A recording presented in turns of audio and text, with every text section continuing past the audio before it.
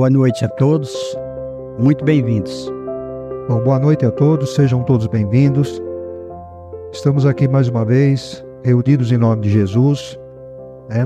Ele nos disse que quando haveriam 2 ou mais reunidos no nome dele, ele estaria no meio de nós. Então, com certeza, ele está aqui no meio de nós hoje, para nos dar o apoio, né? E a sua iluminação. Bom, vamos lá então, aqui nessa parte 2, ela tinha uma continuação da pergunta anterior que nós terminamos aqui, né, da última vez. Então eu só vou recapitular ela para a gente dar continuidade. Kardec perguntou: os espíritos só têm a linguagem do pensamento, não articulada, e portanto usam apenas uma língua. Assim, um espírito poderia exprimir-se por via mediúnica numa língua que nunca falara quando vivo? Nesse caso, de onde tira as palavras que emprega? Aí os espíritos respondem assim: os espíritos só têm uma língua que é a do pensamento. Então confirmou. Todos compreendem essa língua, tanto os homens como os espíritos. Ao dirigir-se ao espírito encarnado do médium, o espírito errante não fala em francês nem em inglês, mas na língua universal do pensamento. Então ele usa o pensamento para falar com o médium. Para traduzir suas ideias numa linguagem articulada transmissível, ele utiliza as palavras do vocabulário do médium. E daí, entrando na próxima, agora, Kardec fala: se for assim, o espírito só deveria exprimir-se na língua do médium, mas sabe-se que escreve em línguas que lhe são desconhecidas. Não há nisso uma contradição? Nem todos os médiuns são igualmente aptos a esse gênero de exercício. Os espíritos só se prestam a ele acidentalmente, quando julgam que isso pode ser útil. Para as comunicações usuais de certa extensão, preferem servir-se da língua familiar ao médium, que lhes apresenta menos dificuldades materiais a superar. Então, pelo que ele está falando, é uma dificuldade material. Por exemplo, se o médium fala português e o espírito quer se comunicar em francês ou inglês, então é difícil para ele arranjar essa combinação para o médium falar ou para o médium escrever em francês ou inglês, porque o médium não conhece, né? Não tem essa habilidade dessa linguagem. Então, vamos dizer, é um trabalho um pouco mais difícil para o espírito, né? O fato de já ter que escrever em português já vai ser complicado, nós vamos falar, mas se for em outra língua, pior ainda, porque no médium não tem, né, essa facilidade. A aptidão de certos médiuns para escreverem numa língua estranha não provém do fato de a terem usado noutra existência, conservando-a na atual em forma intuitiva? Certamente isso pode acontecer, mas não é uma regra. O espírito pode, com algum esforço, superar momentaneamente a resistência material. É o que se verifica quando o médium escreve na sua própria língua palavras que não conhece. Então aqui ele fez uma comparação, né? O médium que falar numa outra língua é difícil para ele, né? Para ele ajeitar a coisa, e a mesma forma é escrever palavras que ele não conhece. Aí nós vamos pegar no livro do Chico, de Evolução em Dois Mundos. Essa é mais crítica para o que ele fala aqui, palavras que ele não conhece. Se a gente pegar o livro Evolução em Dois Mundos, vamos dizer assim, ele é um pouco assustador para quem não é médico, por exemplo, porque vê algumas palavras ali que você não sabe o que é aquilo. Você tem que procurar no dicionário, aí nem tudo tem no dicionário. O Norinho me deu um dicionário desse livro aí, do Evolução em Dois Mundos. Ali todas as palavras que tem na Evolução em Dois Mundos são difíceis, naquele dicionário tem. Então assim, é muito complicado. Você vai ler aquele livro no começo, quando eu comecei a ler eu desisti, para falar a verdade. Falei, não estou entendendo nada, coloquei de lado. Aí depois de um tempo, vai fazendo uma pesquisa aqui, uma acolá, depende de entrar no livro, aí você vai pegando, vai um pouco que entendendo, e aos poucos você vai conseguindo entender. Então hoje assim, dá para ler tranquilamente, né? Mas são palavras muito difíceis. Então imagino como que o Chico tinha essas palavras na mente dele, né? Como que foi o negócio? Pode ser evolução anterior, né? Que ele falou aí, né? Não é uma regra, mas no caso do Chico pode ter sido uma regra, né? Sim. Quando nós colocamos aqui espírito, corpo mental, perispírito, duplo etérico, corpo físico e o corpo espiritual no meio aí, então nós vimos que naquele arquivo, que muitas vezes a pessoa tem um arquivo e ele considera morto, porque aquilo ali está passado. O nosso nunca está morto. Então, às vezes, o espírito precisa utilizar o médium. Ele vai usar o arquivo que o médium tem, que o Reinaldo já falou aqui.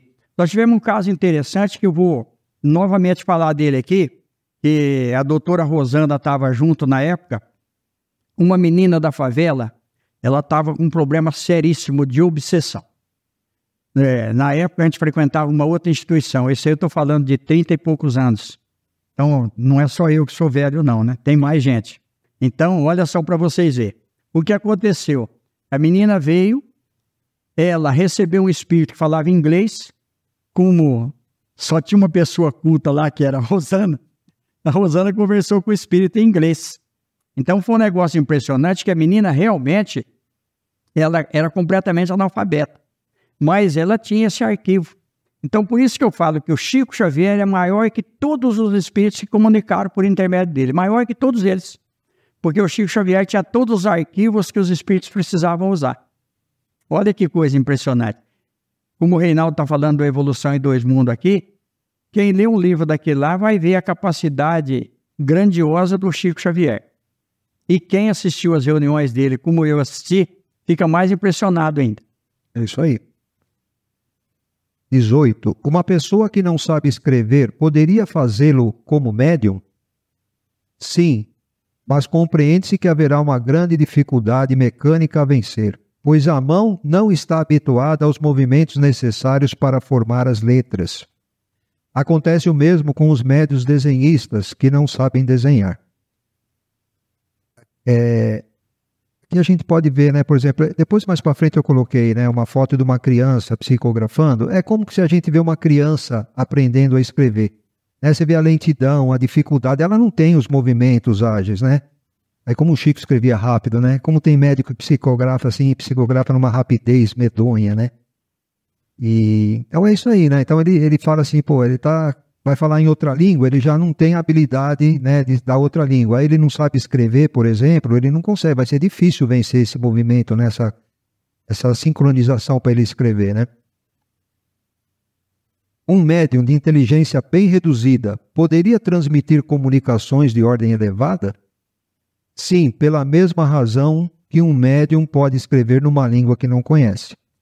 A mediunidade propriamente dita independe da inteligência como das qualidades morais. Na falta de melhor instrumento, o espírito pode servir-se do que tem à mão. Então assim, a gente vê médium, mas a qualidade moral, o senhor sempre pega aqui no pé, né? Tem que ver a qualidade do médium, tem que ver quem ele é, a qualidade moral dele, porque não necessariamente o médium tem uma qualidade moral elevada, ou vice-versa, não é porque a pessoa tem uma qualidade moral elevada que vai ser médium também, né? Fazíamos uma reunião no hospital e tinha uma senhora do Zanaga, do bairro Antônio Zanaga, completamente analfabeta. Não vou citar o nome dela aqui porque os familiares moram ali ainda. Era a médium confiável nas receitas que a gente recebia por intermédio do Dr. Bezerra de Menezes, Eurípides Barçanufo, que o Reinaldo fez uma palestra fantástica que está na internet do Chico Xavier. Eu já vou falar dele aqui de novo, já. Então, e outros espíritos que vinham ali e davam orientações para nós.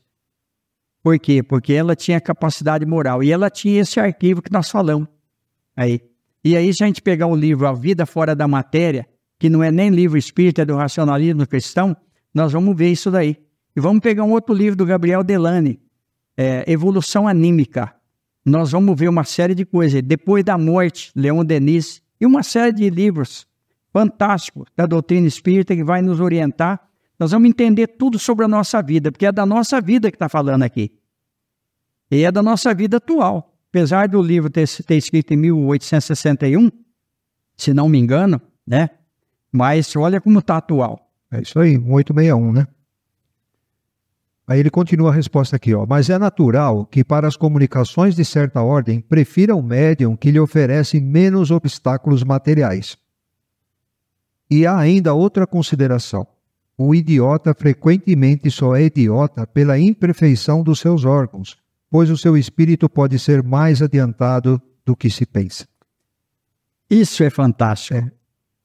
Como ele falou do Eurípides Barçanufo. O Eurípides não acreditava em espiritismo de jeito nenhum, era um católico, e a família dele morava numa fazenda, era tudo espírita. Aí convidaram ele para ir lá e tal, e ele acabou um dia indo de surpresa lá, né? Pegou todo mundo de surpresa, chegou lá, ele é um amigo dele. E daí ele falou, ele tinha uma grande dúvida quanto ao Sermão da Montanha que ninguém conseguia explicar para ele, nenhum padre. Aí ele foi indo lá e falou assim, bom, se esse negócio de espiritismo for verdade mesmo, eu quero que um médium analfabeto me explique o Sermão da Montanha e que seja o João Evangelista que explique. Olha só, queria pouco. Aí o que acontece? Eles fizeram, início lá, fizeram oração e tal, foi começar a sessão. Aí eu pus aqui essa pessoa de pé, era um tio dele, chamava Aristides, era analfabeto, não sabia escrever nada.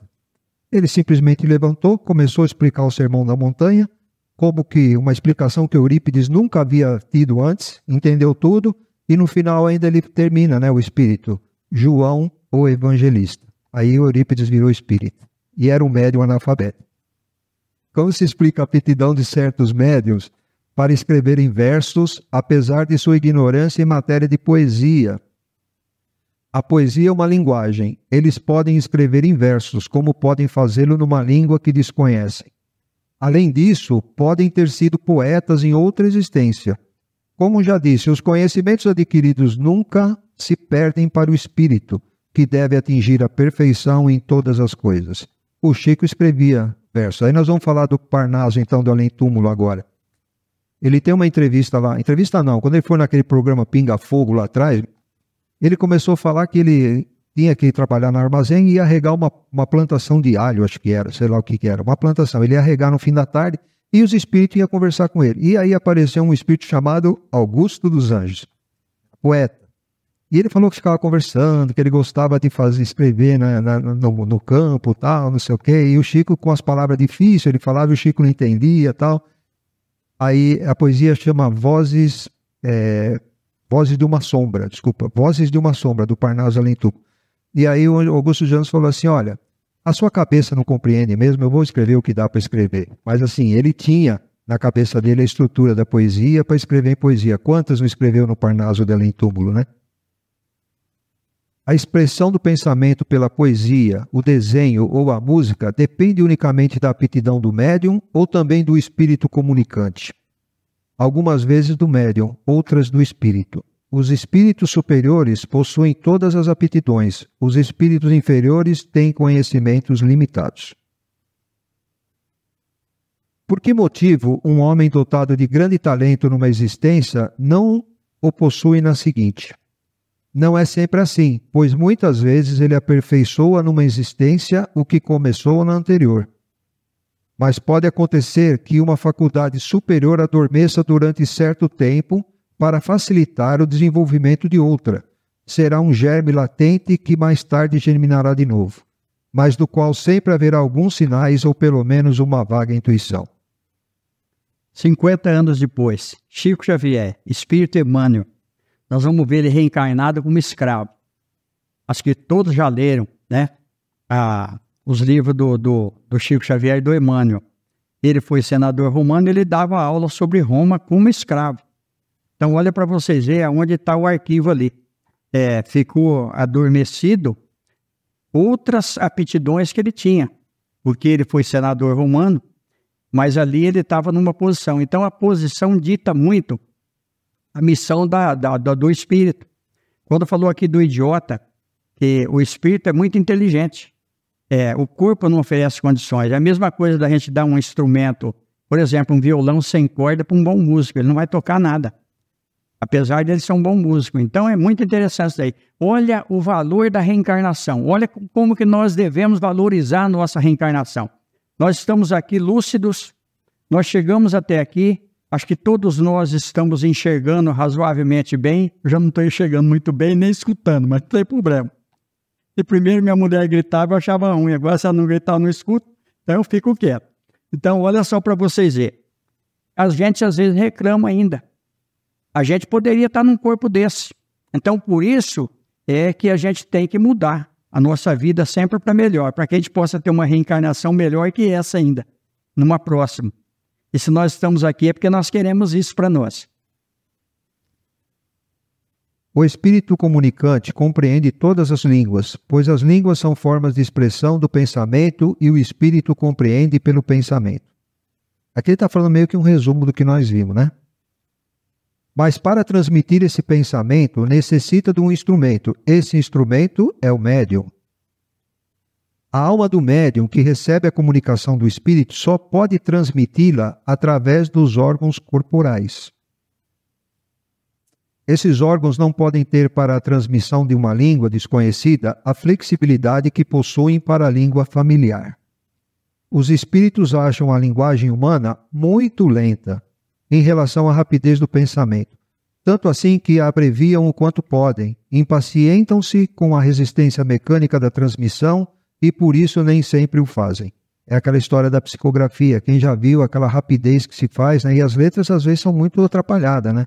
E o médium tem que entender, né, Nori? Não é igual aquela senhora que foi falar com o Divaldo, não, né? Aí eu coloquei aqui, como eu falei, para exemplificar, é como assim uma criança que está aprendendo a escrever, né? Deve ser alguma coisa nessa linha, né? Eles olham e falam, bom, a dificuldade de ficar escrevendo, então o pensamento é muito mais rápido, né? 225 aqui. Quando encontramos num médium o cérebro cheio de conhecimentos adquiridos na vida atual e o seu espírito rico de conhecimentos anteriores, latentes, próprios a facilitar as nossas comunicações, preferimos servir-nos dele. Porque então o fenômeno da comunicação nos será muito mais fácil do que através de um médium da inteligência limitada, e cujos conhecimentos anteriores fossem insuficientes. É por isso que o Nourinho sempre fala aqui para o médium estudar, estuda. Porque quanto mais conhecimento, mais facilidade do espírito está se comunicando ali. Então ele vai pegar muita coisa que tem na cabeça do médium, que ele quer passar, e ele vai passar com maior facilidade. Com um médium cuja inteligência atual ou anterior esteja desenvolvida, nosso pensamento se comunica instantaneamente, de um espírito a espírito, graças a uma faculdade peculiar à essência mesma do espírito. Então, assim, a gente vê que o Chico, né, ele estudou até o primário só. Vai falar assim que ele tinha uma inteligência enorme, assim, mas o que era anterior? Né? Se foi Kardec, que eu acho que foi, imagina o conhecimento do Kardec, então o conhecimento que o Chico tinha e as outras vivências, né, que o senhor falou. Um outro aqui também, ó. Ao encontrar médiuns apropriados suficientemente aparelhados, munidos de elementos mentais que podem ser prontamente utilizados, bons instrumentos, numa palavra, então o nosso perispírito, agindo sobre o perispírito daquele que mediunizamos, só tem de lhe impulsionar a mão que serve de porta-caneta ou porta-lápis. Fica muito mais fácil, né? Imagino, né? Que é muito mais simples. Enquanto a letra, a palavra, o substantivo, o verbo, a frase, enfim, vos são necessários para a percepção, mesmo mental, nenhuma forma visível ou tangível é necessária para nós. Erasto e Timóteo. Esse texto de Erasto e Timóteo ele é bem grande no livro dos médiuns, né? Então eu peguei algumas partes assim mais essenciais. E quem era Erasto e Timóteo? Eles eram 2 discípulos do apóstolo Paulo. O Erasto até fala, tem uma mensagem no Evangelho, falsos profetas, falsos cristos, falsos profetas, capítulo 21. Mensagem 10, ele fala lá que ele é apóstolo, Erasto, apóstolo de Paulo, né? De São Paulo. E depois também lá no livro Atos dos Apóstolos, capítulo 19, 22, ele fala também, né, que Erasto e Timóteo foram para Macedônia enquanto Paulo ficou na Ásia. Então os dois eles eram discípulos do apóstolo Paulo e ajudaram diretamente na doutrina espírita, né? Tem muitas mensagens deles, tanto no livro dos médiuns como no Evangelho segundo o Espiritismo. E é isso. O espírito não se serve das ideias do médium, mas dos materiais necessários para exprimir os seus próprios pensamentos, existentes no cérebro do médium, e de que quanto mais rico for o cérebro, mais fácil será a comunicação. Então está aqui, né? Ele não serve da ideia do médium, mas o que tem no pensamento do médium que ele pode utilizar. E é isso, para terminar, o pensamento, né, que é a forma de comunicação deles, nenhuma forma visível ou tangível é necessário para nós. Então é só o pensamento para eles. Então o pensamento é tudo, né, gente? Por isso, para a gente se livrar das obsessões, mudança de pensamento. Procurar coisas que nos tiram daquele foco negativo, para a gente poder mudar as nossas vidas, né? Bom, nós vamos agora para a segunda parte, então. Vamos auxiliar aqueles irmãos que chegam na mesa. E a colaboração de todos é essencial, como nós vimos aqui que o pensamento é muito importante, é a linguagem do Espírito. Então peço a todos que fiquem com o pensamento elevado, peçam a Jesus, a Deus, e auxiliem nossos irmãos que estão na mesa, que a gente possa ter a intuição para poder auxiliar aqueles irmãos. Tá bem? Só agradecer pela presença. Mas, gente, aí eu lembro do Chico Xavier. Ele foi convidado para uma festa e a pessoa era granfina lá. E o Chico Xavier, naquela época, passava muita dificuldade, coitado, né? Mas ele era gordinho, todo mundo vê as fotos do Chico Xavier, ele era robusto. E ele nunca viu tanta comida boa daquele jeito. E a mulher falava, pode comer, Chico. E ele comia. Aí depois, no final, acontece sempre isso, né? E aí, a dona da casa chegou para uma amiga, isso está num livro do Chico Xavier, viu, gente? Chegou para uma amiga e falou, nossa, esse rapaz acho que passa muita fome, porque o que ele comeu, ele não parava de comer. Então, olha aí.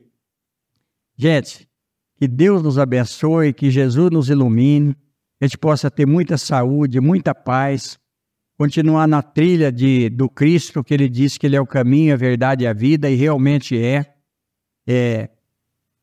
Ser espírita não é tão importante como ser cristão.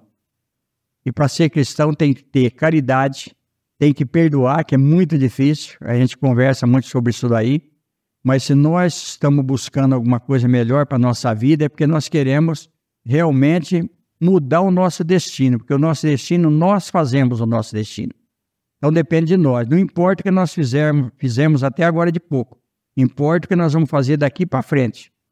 E se nós estamos aqui, é porque nós queremos melhorar.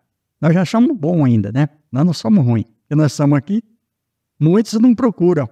Então, quando a gente começa a procurar Cristo por um motivo ou por outro, é porque realmente nós estamos no caminho da luz. Que a luz nos envolva e que abençoe a vida de todos nós. Muito obrigado pela presença. Está encerrada a reunião. Muito obrigado, gente.